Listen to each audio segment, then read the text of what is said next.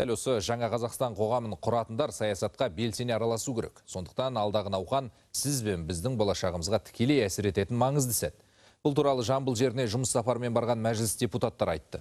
Олар 5 маусым күні өтетін республикалық референдумға әрбір азамат қатысу керек деп санайды. Алдағы науқан туралы тұрғындарға толықтай түсіндірілуі тиіс. Сол себепті мәжілісмендер бүгін ауыл ақсақалдары мен мектеп мұғалімдерімен жүздесті. Сайлаушыларға референдумның мән маңызын насихаттады.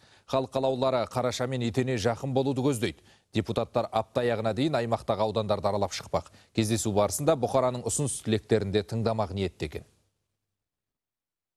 Кез келген қоғамда, әсіресе дамыған қоғамда, халықтың сенімі, көпшіліктің пікірі, қоғамның үні деген ерекше маңызды. Осы орайда референдумның халықтың пікіріне, ашық пікіріне сүйеніп шығаруын халық өздері де қолдап отыр. Сондықтан да бұл референдумның бүкіл халықтық дауыс беру мағынасы мен сипатымен қазір халықтың арасында кеңінен талқыланып отыр. Ең бастысы халық хабардар. Атырау облысында да депутаттар бірнеше күннен бері халыққа референдум туралы үгіт насихат жасап жүр. Мәжілісмендер бүгін жылу электр орталығының қызметкерлерімен кездесті. Олар саяси өзгерістердің ел болашағына ықпалы зор екенін айта келе, референдумның әрбір бағытына мән берген жөн дейді. Президенттік биліктен бастап конституциялық соттың құрылуына дейін азаматтарға нақты түсініктеме берді.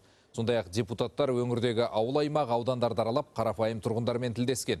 Дәл айтқанда жұртшылықтың өзекті проблемаларын да тыңдап қайтты. Референдумның негізгі мақсаты сол саяси жаңғырудың жұмысын жүргізу ғой. Билікті, еліміздегі билікті бір жерге шоғырландырмай, оны мемлекеттің билік тараптарына тең-тең қылып бөліп беру. Яғни айтқанда, суперпрезиденттік басқару жүйесінен кетіп, мықты парламент пен президенттік жүйеге стильіне көшу.